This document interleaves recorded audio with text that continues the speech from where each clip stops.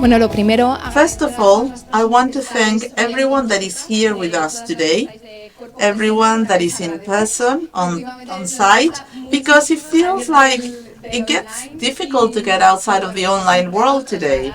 And it's fantastic to be face to face all over again. I think it's important to have these kind of spaces and to be able to see not only face to face, but body to body, in the sense that we can have more deep and rich debates here and in the networking area. So thank you for coming, and thank you all of you that are in the online world. If you are in different areas in the country or somewhere else, thank you for the patience. There has been a lot of technical challenges that we have to face, and sometimes you need to work a lot, but even if you work a lot, sometimes technical issues still come to the party. And so thank you for being here. We have Diana Felix in the moderation of the online public.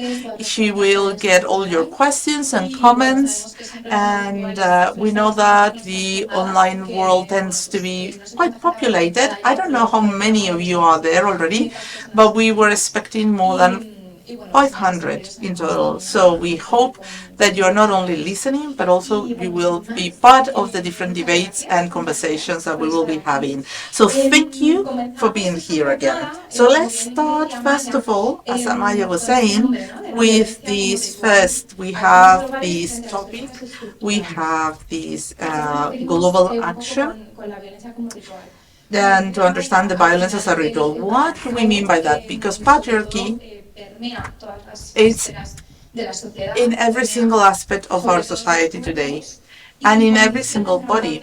And it's something that conditions our response and our psychosocial development as humans, but specifically as women. For that reason, when you start to understand your gender role, you sometimes think it's not your own role, you're not comfortable, they're not real. And you want to get out of those limits. And immediately when you try to step outside of that role, the control mechanisms of patriarchy immediately get into action, sometimes through specific acts of violence, but in many other ways there's rituals, violence rituals that are part of our everyday life through these small gestures, these sentences, these phrases. And it's not just the relationship that we have with other people, it's in the family relationships and in the relationship with institutions, how the institutions look at us, how they decide whether they want to integrate us or not, what do they take into consideration, what they ignore, if they pay attention, who makes the laws, who doesn't make the laws. And it's a whole set of elements that condition the world we live in and our life. So when we're talking about female genital mutilation, one of the elements that we always mention is that female genital mutilation is connected with all the different elements and shapes of gender-based violence and patriarchy. We cannot just look at female genital mutilation as an isolated thing without taking into consideration all the different elements. And when we're talking about gender-based violence, every shape of gender-based violence should include female genital mutilation as one of its forms. We're talking about global actions. Why are we doing that? Because we're talking about the communities, the associations, the activists, the institutions, and the public policies, of course. And that's one of the main challenges that we're going to be facing today. And we're going to be discussing it in all of our different roundtables. Because I don't want to be constantly talking myself, I'm going to introduce to you our first roundtable today. So first, we have our speakers, our colleagues here. So we have with us Mary for us, but her full name is María José Bielo Bitá. She's an expert from the Safer Girls, Safer Generation Association. We have Fatoumata Diaraye Diallo, chairwoman of the Association of the Women from the Republic of Guinea in Madrid. Thank you, Fatoumata. And we also have specifically Koumba Sylla from the intercultural mediation in the areas of culture, gender, and sexuality of the UNAF. So now we are going to have this roundtable where we're going to be talking about the impact of public policies on women's lives and bodies. And the objective of this roundtable is to assess, but also to review, because we've been working in prevention and eradication of female genital mutilation, a lot of work in prevention actually, and we wanted to know, because you can assess a lot of things, but are the public policies and the things that we do actually playing a part, making a difference? Are things getting better? Are things changing? When we're talking about FGM, female genital mutilation, all of this action, all of these conferences, year after year, this is our 13th edition. So we've been talking about this for a long time. We've done a lot of assessments, a lot of debates. We had a lot of professionals and activists here talking with us. But let's truly assess if this is making a difference. And for that, we're going to be listening to what our colleagues have to say through their own assessment. And I want to ask you our first question, Fatoumata, because you are handling the mic. Would you like to start? What is, in your opinion, based on the prevention of the FGM, if there has been some advancements, and what are the main challenges that we're facing? Hello, good morning. My name is Fatoumata. I don't have to say again because Nerea has already said who I am. I want to say thank you to UNAF for inviting me here. This is a very important meeting, and I want to thank all of the different women that have come here to participate in such an important day for us. And I would like to reply to Nerea's question. When we're talking about female genital mutilation, there has been advancement. We've been working for years now, but there's so much more to do in different areas, facing the perspective of the professionals, but also what the associations are doing. There's a lot of work to do in this area, mainly because it's not, for example, okay, it's February, let's do something, let's create a meeting or let's have a specific debate. No, we need, as women, the information, and the information is getting to places, not to all the places we would like it to go, but it's finally getting to places, and the work we're doing is little by little reaching others. So in that same direction, Mary, what you've been doing with Safer Girls, Safer Generation, you have a long history of activism, but also offering assistance and doing prevention actions. What have been the advancements you've seen, and what we have to do? Good morning. Safer Girls, Safer Generation is an entity that has been working for the last 17 years. We are an NGO, but our director, Asesmai, has been working even longer, talking about the female genital mutilation. For me, she's the first face that I can identify. I was born here. My parents are from Equatorial Guinea. And in my country, they don't practice this ritual, but I've seen it. I've seen the face of the president, and she was talking on television. I was a girl, and it impacted me. And we've talked a lot about female genital mutilation. We've advanced a lot, but there's a lot of challenges to face. This will help us to empower the survivors of this tradition. And in many cases, in the last few months, I've identified that these women, when they tell us their story, they depend on their husbands. They arrive the country because their husband is already here. They come here through the family reagrupation scheme. And what are we doing with these women when they arrive here? When they come and they say, well, I depend economically, financially on my husband. And if, for example, they're suffering gender-based violence, and they have, for example, they are suffering abuse at home, because female genital mutilation is not the only way in which they might be suffering gender-based violence. There could be other ways of suffering this. And how can we solve the situation if they financially are dependent on that husband that might be abusing them? So this is one of the questions. Yes, this is something that the feminist activists and associations have been talking about for years.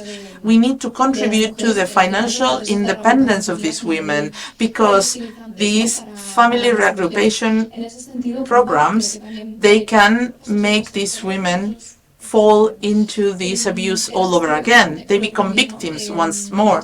And based on your experience helping survivors of gender-based violence, what can you tell us precisely on this same topic?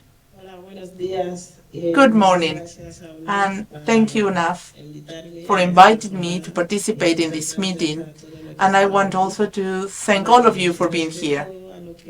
So, based on what Mary has mentioned, women, just as Mary said, they suffer female genital mutilation. They are survivors. But they come here and they become victims all over again, because they now financially dependent on the men that abuse them. And these women face a lot of difficulties in every single aspect. First of all, they will have problem finding a balance between their work and their home life. They are mothers, and they will be facing the issue, how can we get, for example, a scholarship for kids, so that kids could go, even young kids could go to school early on, and how can they get also the possibility of eating in the school facilities, and therefore giving the mothers a little bit more time so that they could find a job. So because they cannot find a job because they have to take care of their children, they financially are fully dependent on the husbands. And there are other kinds of violence, gender-based violence, that these women suffer at home, precisely because they are not taken into consideration. They want to go out, they want to learn. They want to learn Spanish because they reach this country and there's a language barrier, but their husband, their men in their families do not allow them to get outside of their homes to learn the language, because no, I brought you here and now you have to stay home. And now you have to take care of me and take care of my home. So I come back home from work and my food has to be ready and everything has to be done. So these women face a lot of difficulties to escape that. And public services are not helping them a lot, precisely because there's a lot of places where they can learn Spanish and it's free, but they don't allow them to bring their kids. And these are mothers, and these mothers with young children don't have anywhere to leave the kids so that they can go to Spanish classes. And this is going to make it very hard for them to actually advance and integrate themselves into the society. So what we're seeing is that the public services are putting these options there where they can feel free to learn, but they need the possibility of learning Spanish with their kids, or open more opportunities for leaving their kids in public kindergartens, so that kids could be in places where they will be safe and these women have the freedom to learn on their own. You've given us a lot of key aspects why these gender roles and these gender violence continue, because financial independence and stability are elements that are key for these women to advance in the fulfillment of human rights. We need to adapt the public services that they would recognize the needs. And for that, Fatoumata, you also have been working a lot and you have a lot of experience helping women, supporting them when they arrive, when they are going through these family reagrupation schemes. And what is your experience? What are the main challenges through these specific family reunification elements? Well, there's a lot of information that we lack because these women, they arrive to Spain through the family reunification scheme, and they depend on a man, because it's the man. In Africa, the man has that role. He's the one that makes the decisions. He's the one in control. And these women arrive here, and they need to have activities. They need actions to escape this situation. But it's not easy, precisely because of the different resources that they will have to be in charge of everything that happens at home. They have to do all that homework. But as women, we have this situation where through the association we're working in awareness workshops so that they will know more about their sexual rights, reproductive health. We have also language lessons so they can learn Spanish, and we help them because we want women to not only understand things, we want them to learn, to get financially independent, but also for them to have fun, to feel better. As a president, I understand that they might think, well, I know everything, so they will not want to come because they're like, you're teaching me, you're opening my eyes to what is going on. How can you train? How can you do these things? How can you educate this? Education is, after all, the key. Information is key, because if they get it, they will be able to share it with their sisters, with their friends, with their family members, with their children. Female genital mutilation is something that doesn't happen because man decided that this had to happen. It's women who should know about this, because if we talk with women, if we inform women, we can stop, we can eradicate female genital mutilation. Women that arrive here have been for years at home. They have not gone to workshops, to lessons. She hasn't gone to activities, and it's difficult. It's extremely difficult. They come, they tell us their stories, their life stories, and their trajectory has always been very difficult. When they reach Spain, coming from Africa, it has been so difficult. My voice is so broken. It's been broken. You know that my voice usually doesn't sound like this, but I've been talking a lot. So we've been working really hard through the associations, through the different entities, trying to support these women, trying to make sure that these women that are at home to learn, help them to learn, because intercultural mediation is to help them to learn Spanish. That's the first step. A lot of women have been 5, 10 years here, and they don't even know how to speak the language of the country. They go to the doctor, and they cannot talk to the doctor. And sometimes the professionals, they don't know how to reach these women. And that's part of the work that we have to take into consideration if we want to help them. It's not just the fact that they're at home or that they've gone to the doctor or to understand something. You need to listen to them. And this is something that I always advise everyone. You have to give them time. You need to listen to them. You need to do an extensive follow-up if you want to do your job correctly. Thank you. Based on what Fatoumata was saying, these women, there is already an inequality between them and the men in their families because they are fully dependent on them.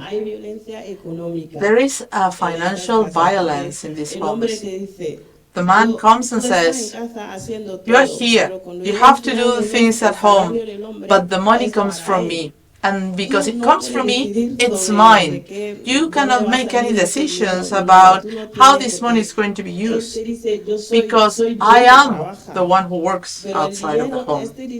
That money, it's mine. But the money is actually for the whole family, because the woman, the wife, is taking care of the home, of the kids, so that he can go out and work. But she has absolutely no right to decide on how this money is going to be used. And aside from that, all the different home tasks, men will do nothing at home.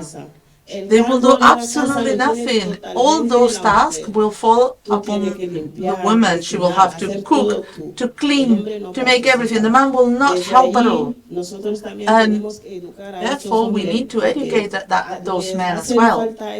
They need to learn. They need to be properly educated, because a man can say, well, my dad has never done that.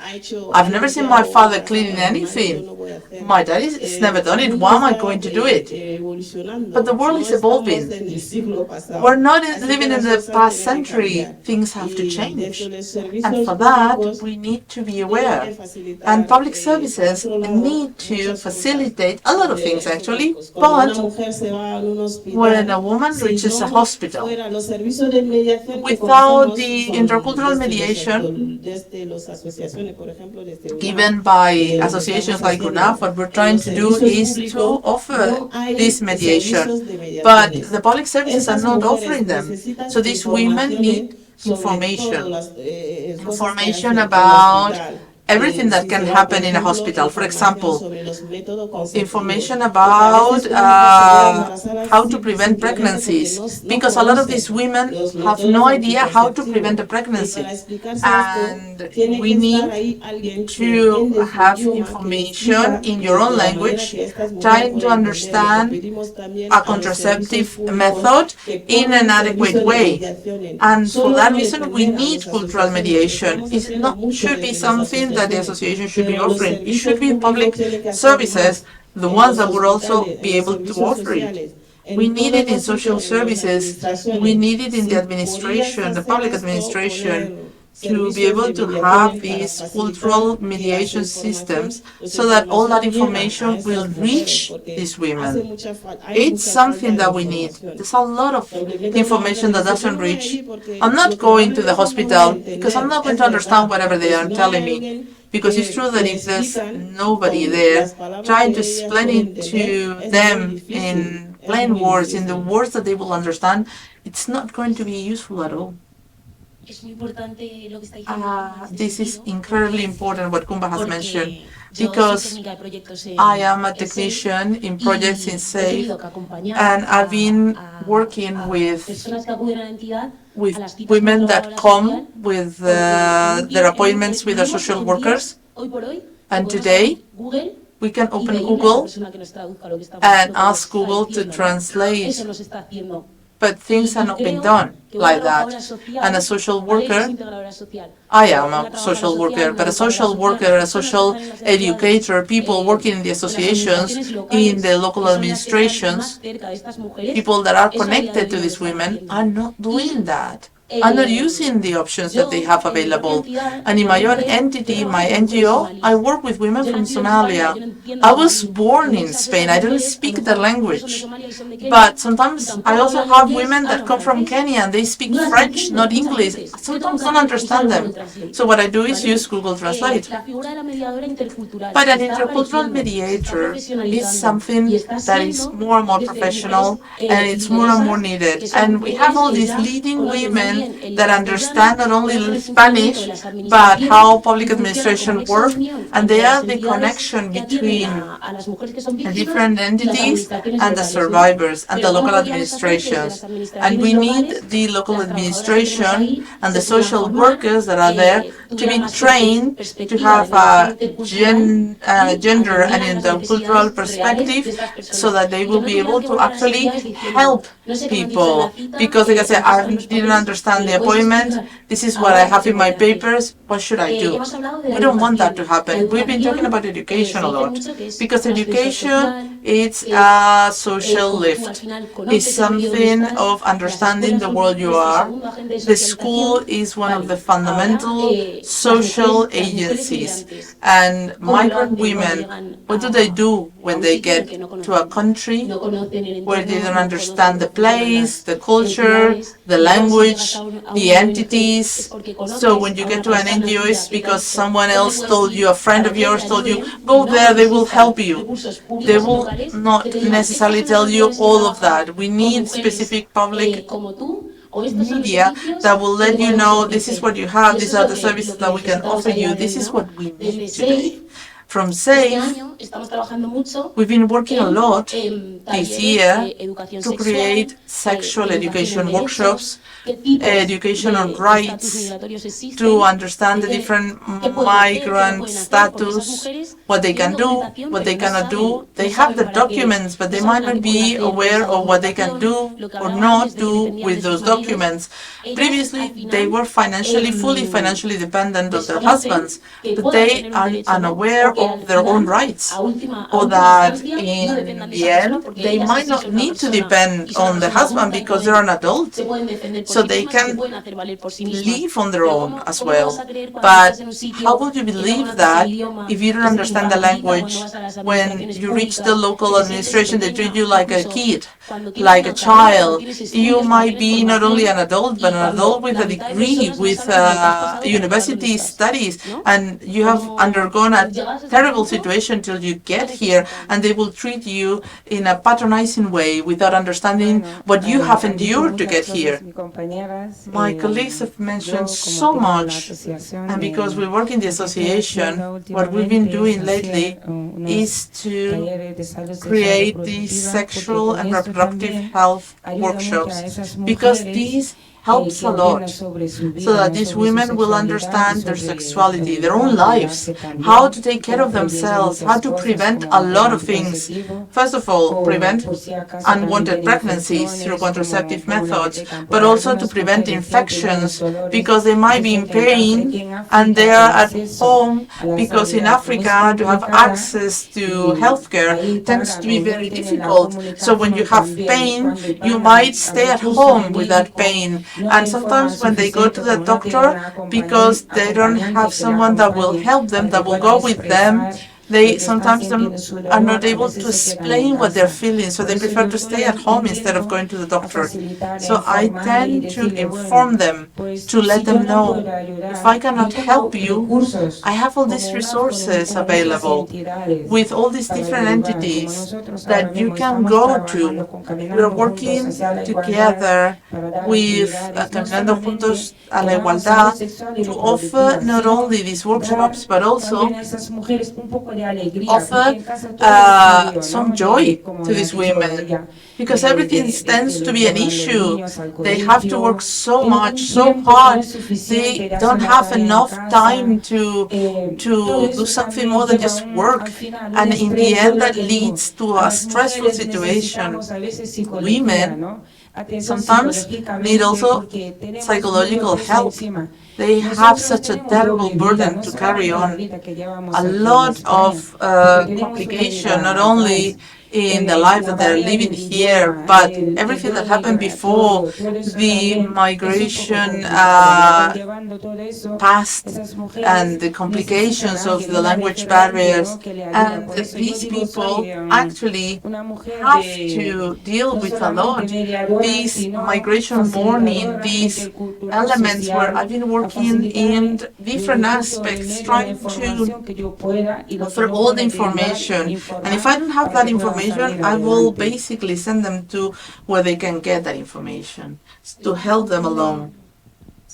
You've given us a lot of information, a lot of tips and clues. I cannot mention them all, but the debate online is also incredibly rich.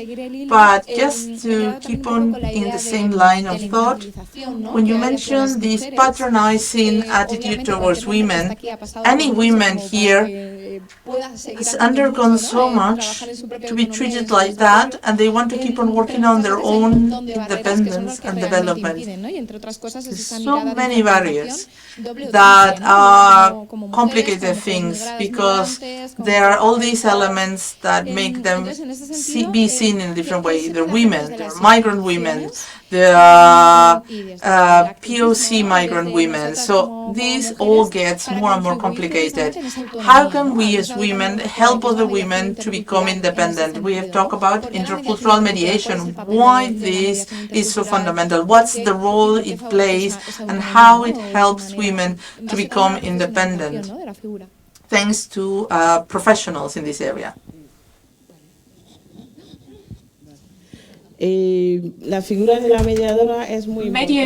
are very important because African women, for example, if they go to the gynecologist in Spain and they don't understand Spanish, this is a very difficult situation for them. Even understanding the Spanish is difficult because they sometimes are not fully adapted and set in the country. So you have to think that it is very difficult for these women to understand what is going on. We, as everything that is very intimate is taboo for us in Africa. We don't speak about these type of things. If we have an intercultural mediator in Spain, these women can talk freely and understand what they listen to and what they say. Mediation, as Fatoumata has mentioned, is something that is needed by women, and that's why from UNAF, from this Family Associations Union, we have the idea to create a group with women who have survived female genital mutilation. The idea is to work with them to develop their autonomy so that they can be self-sufficient. The group that we have created with the women, we have like a confidence environment and we break up the taboos that exist in society. In this group, we work as a collective, as a group of people, and then these women have the possibility to receive individual assistance, and that's why we work with different topics like sexual reproduction. You have to take into account that there are women who have come to the country and they have no access to their documentation. Their ID, etc., is kept by their husband. They cannot keep or have access to their own documents, and that's very difficult. So we work with them so that women can be self-sufficient, have access to their documentation, to everything that help them to be autonomous, and that's why we work from different places. You cannot even imagine what is going on. You see women who are very closed up, but in these type of groups, women start to speak up, to say things that you cannot even imagine. You cannot even imagine what they say, and I can see that these groups are very important. If other associations and other places take these ideas of group into account, it will be great so that women can feel better. If we have encounters and meetings, some women do not go because they don't understand what they say, but in these type of closed groups, the conversation is very alive and they are encouraged to come. They know that we are just women there and that we have like this mutual support between women, and they can learn many things in these types of activities and groups.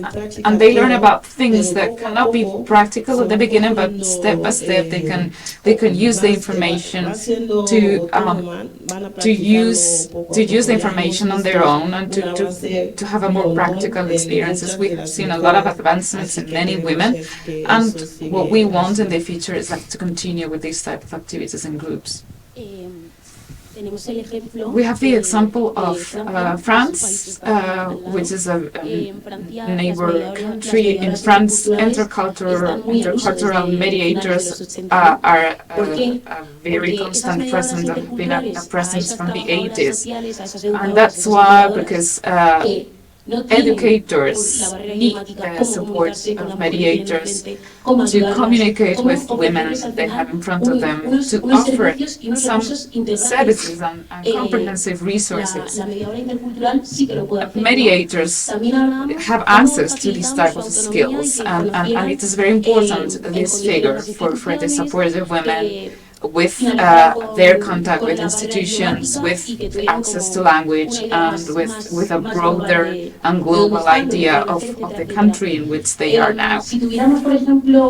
If we had these courses or this Spanish or Spanish for Starters courses in a more continuous way, not just with the cooperation of NGOs, with the School of Languages of the places where these women live, if we have this possibility, we can have a very good answer so that language programs, Spanish language programs, can be accessible and led also by mediators, because this is not just about something common, but we need that. We need the access to the language. So I think that we have done many advancements. We have done many good things. We have moved forward in raising the awareness of the problem. You know that female genital mutilation is a crime according to the Spanish law, but there is a long way to go. We need to continuously listen to associations like UNAF and what Fatoumata is doing, Save a Girl, etc. Not just in February, because this is the month where the Day of Zero Tolerance is celebrated. We have to contribute the whole year. We have to come closer to these women, because we work all the year long, and we have a lot of barriers and problems that we have to face. Many women come to entities with their children, and this is not a possibility for them in other places. For example, if they have an appointment with a doctor, etc., they cannot go with their children, and I think that these type of family problems need to be solved. Yes, the more we speak, the more topics come across. As you mentioned, we're not talking about women coming from African countries, etc. We are talking about ourselves, and I've been living in Spain for 20 years. But it's my problem too. I see that there has been a change, but the change is not big enough. We need to still to continuously work in Africa. The situation is not like in Spain. In Spain, we are theoretically in an equal position in comparison to men, but in Africa, men are the ones who really tell you what to do. So if men are in charge of everything, they are bosses, so why not trying to change the situation for African women? If men are involved in the process, if they really understand the damage that female genital mutilation generates, if they really understand men, what is going on, and what happens with sexual reproduction of women, it will be better, because this is not just a question of women. Most of men do not understand really what is the role of women, what women feel, and this is something that we have to work on. I am also working with men, both men and women, with everything, and my voice is damaged and broken, because I am talking with everybody every day, all the time. We have to work, and I am very happy with my colleagues, with the work that we have developed as an association for so many years, and with the work of other associations and the future work, because we have to continue working in the future. I found the organizations and institutions and everything, but information has to be something useful both for men and women. On the one hand, I'm going to ask a couple of questions related to what you are saying now, and we are open up the floor here in the room and the floor online if you want. So if you have any question, please just think about them, so that this debate can be feed and can be more fruitful here. One of the questions that I want to ask is about autonomy, or the idea that women have to be independent, and you mentioned sexual reproduction. We are going to have a presentation here on the topic, but on the one hand, Koumba has also mentioned something about it, but you mentioned the importance of sexual education as key, as something key in the prevention of female genital mutilation. I think this is something cross-sectional in all of your ideas, and I would like to have more information on that. On the one hand, and also related to the response or the answers that we need in the prevention of female genital mutilation by the public authorities. What are the specific needs in this regard? We mentioned the reality of all types of violence which are not visible because of the lack of intercultural mediation and the lack of public acknowledgement of mediation. And this is also having an influence in activists and women. So, but what else do you need when we have to prevent female genital mutilation? What you need? What resources you need? I wanted to highlight with regards to the previous question that we have mentioned a lot the power of men, or the power that men have, because they are the ones in charge of family reunification and so on. But you have to think that intercultural mediations are there, exist, because we have to change our minds, and women have to change their mind. We have to take into account that women do not depend on men. And that's not the case. Women are understanding what is going on, and I don't want you to leave the room without this idea. Also, I have to say that many entities that work with women, or associations, etc., working with women victims of female genital mutilation. Last year, the Ministry of Equality, we had 8 to develop projects that are related to sexual education projects. So we have worked with entities in Bilbao, Valencia, and we have organized workshops that have some topics related to law, legislation, and also related to health and community work. So the truth is that we are doing very interesting things, not just with entities in Spain, but also with entities in other European countries. We have a European network for female genital mutilation, which is a community issue, and the network is organizing workshops and courses that are being replicated in France, for example, and in Spain. And many interesting things are coming up from these workshops and courses. I asked a question to the women in one of the workshops, and the question is, how many times you had sexual relations just because of reproduction purpose or by play, because they want pleasure. And we spoke about parts of the body, the thing that, or the idea that pleasure is something for us, that they can use their body to enjoy, that they can enjoy themselves on their own. And when I mentioned emancipation, that's what I wanted to say, that women can be safe to explore their bodies, that they know and understand what happens, because here we have a gender equality, we educate them having this gender equality perspective. Feminism is not something new. But the truth is that it's becoming to be present in the last few years, and we have done a huge work in gender equality, and we are trying to explain things that have to do with sexuality and gender to women, because this is a political issue, and this affects women as well. They are not aware of this type of new ideas, but that's our role. We have to communicate these new ideas to women so that they understand what is going on. We also take the demands and we compile them, and we work on their demands as well. Yeah. With regards to what we were just saying, women can be emancipated or feel emancipated when they are in a place where they feel safe, where they feel good.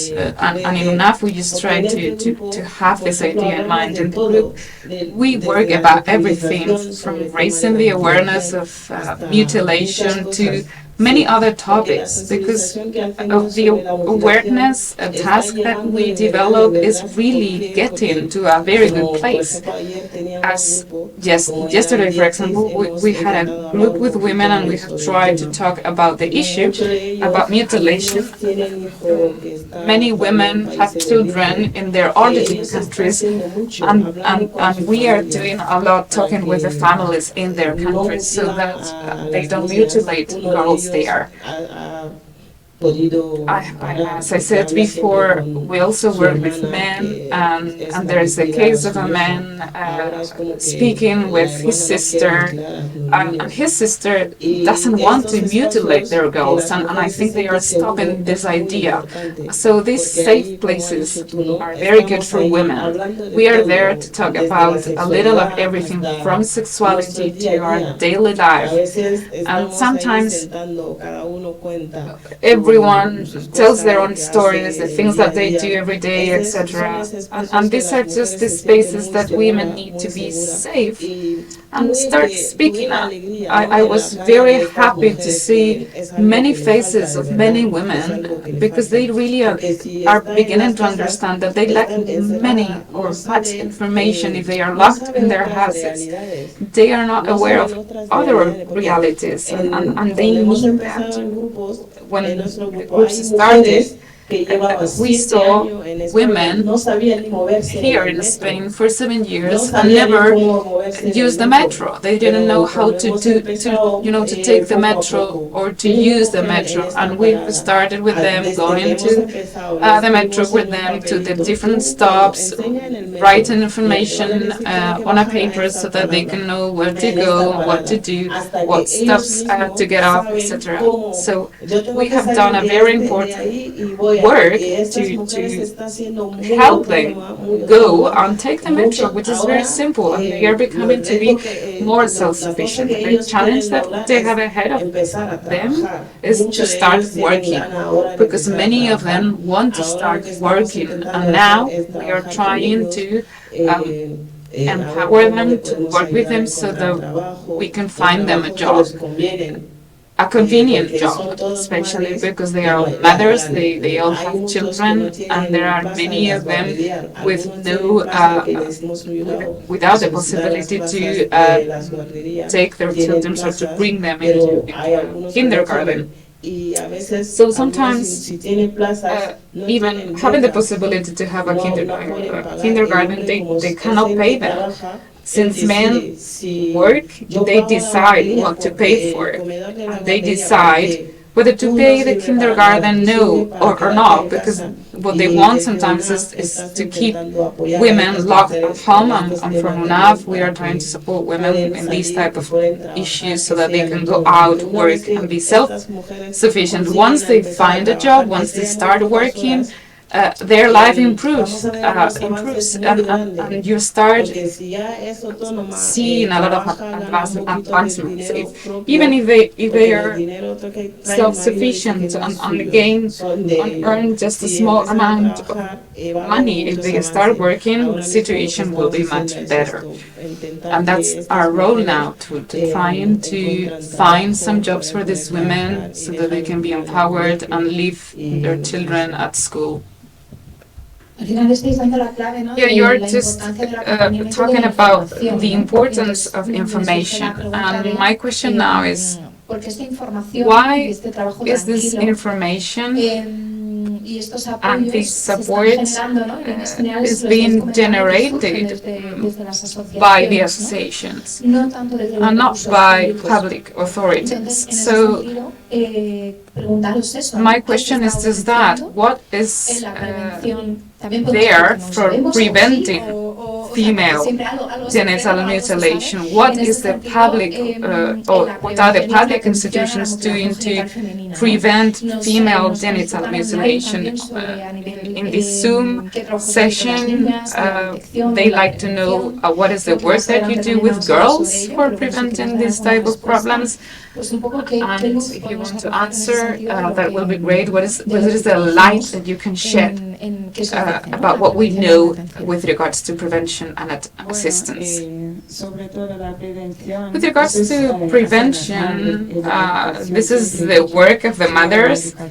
Education is something that belongs to the mothers. The mothers have the information, and education is easy to be used so that mothers can defend their girls, because we are women, we are all women, and women can, educate with our children, with the voices of the women, we can move forward. And that's why resources have to be related to information about female genital mutilation. There are entities with public resources, health entities, etc., that prevent female genital mutilation, but there are other places or institutions that are not aware of female genital mutilation. They don't give you enough information to understand the assistance that you need or the risks that you take, and that's why we need to work more in the future. Respecting also the public sphere. The truth is that private institutions play a very important role, but the public authorities need to be more involved. Lo que yo quiero añadir ahí en los servicios públicos. With regards to public service, what we know is that they have a commitment to help us. Before coming to Spain, you have to sign a paper with the pediatrician to explore the girls before coming to Spain. But this is not enough. We need to raise more awareness about the problem. The information is not getting here. If parents understand the consequences that their girls may have, they will understand that mutilation is not a good idea. But if the information is not something that the parents can understand, they mutilate their girls in their origin countries, and they leave the girls there. They don't bring the girl to Spain, because if the girl comes back to Spain, they run the risk to be in prison, especially men. This is a very difficult process that also affects children, because they are left sometimes in Africa. They were born in Spain, and now they have to go to Africa because they have been mutilated, and these girls suffer a lot. In order to prevent this type of situation, we need to raise the awareness of parents. If they stop mutilating by their own will, and not just because they have to do it because otherwise they will go to prison, it will be more effective. But the fact of signing a paper is not useful. They don't understand it.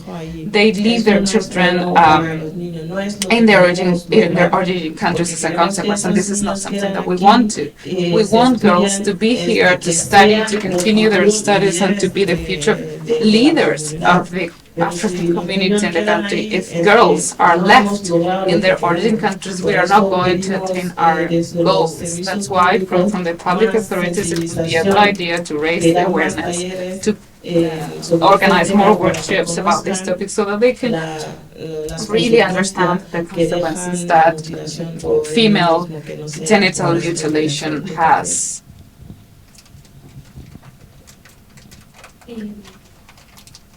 El proceso del que han hablado The process that we mentioned in origin countries where women are mutilated in minors is something that has to be reviewed in Spain. Let's not forget that we are speaking about minors, about children, girls under 18. Why is this so important? Because I come from an entity called Save a Girl, Save a Generation.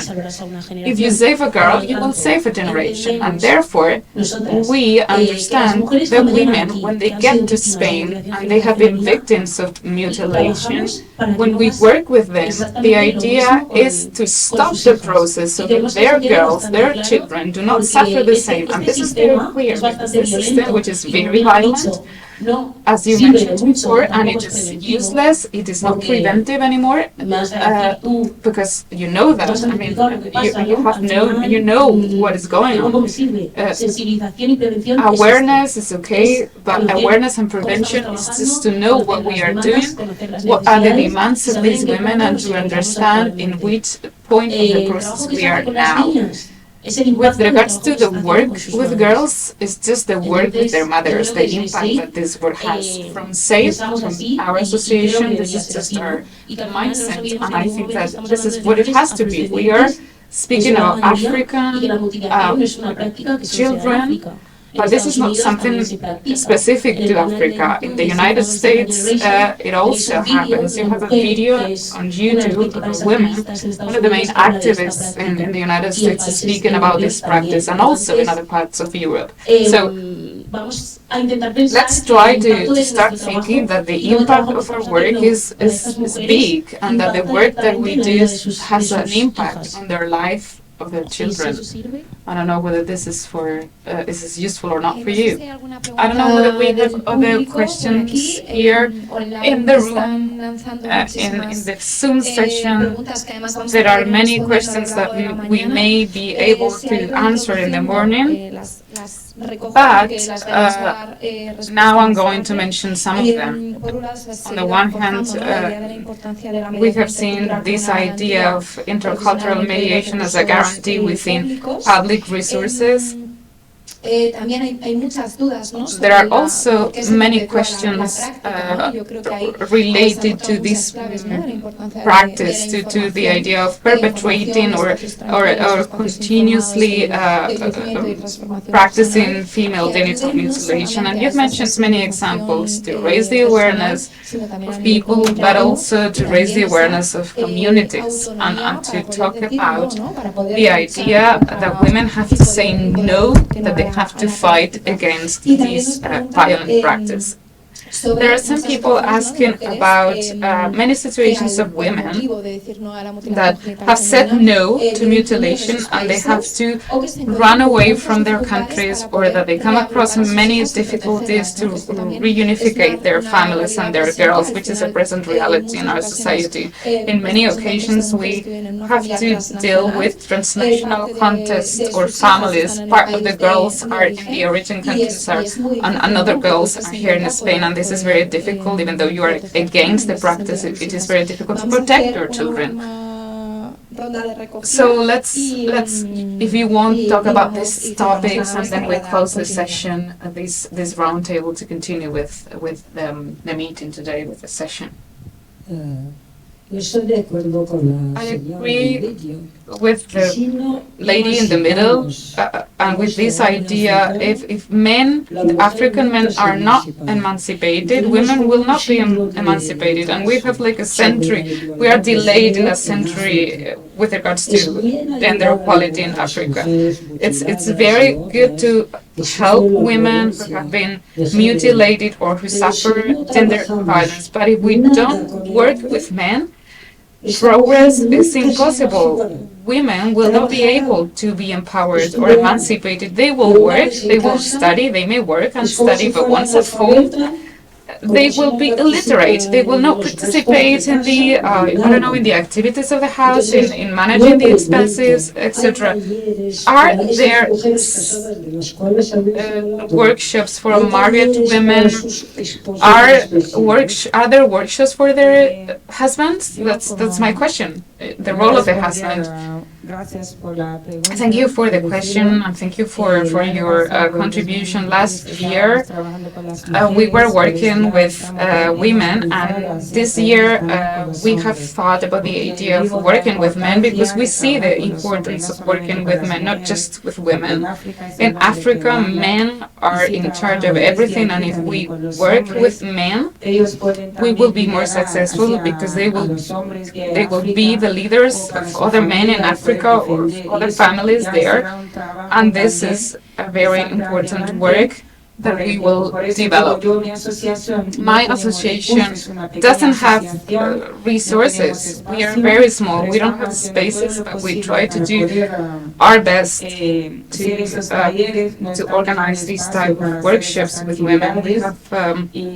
We need a space, and of course this is something that we will have to take into account, and we will try to do it in the future. Thank you. It is very important to have a comprehensive approach. Empowering is just about something global. Empowering has to be related to people who are in an unequal position, and transformation is going to be possible if we take many aspects into account. Awareness, of course, is very important, but we have to understand that awareness and protection has to be comprehensive in order to promote different topics with the different associations to involve the role of new masculinities. As Fatoumata said before, this is what we are doing in what we call the comprehensive assistance program. We work with the families, we work with the mothers, the children, and also men. We have all these members of the family into account, and we have done many positive things. In some of the cases, we have convinced the men to participate, to take part in our activities, to help women in some things. So we are trying a little bit to involve men. If we don't work with men, the fact is that we are not going to have the results that we want. We have to involve men, that's for sure, yeah. In our case, leadership and the itinerary that we have been followed with women and taking women at the core of the family union, I can say that this is a very important topic, but we have to close a little bit this part of the session, and I want to repeat a couple of ideas that we have mentioned here, not to steal more time from the next session. One of the keys that we have talked about with regards to prevention is information. An idea that from UNAF we always take into account is that the best way to prevent with children is just working with women. And this is something very important. When a woman becomes aware of the violences that they suffer, they can identify them and they can start answering or having a position against it.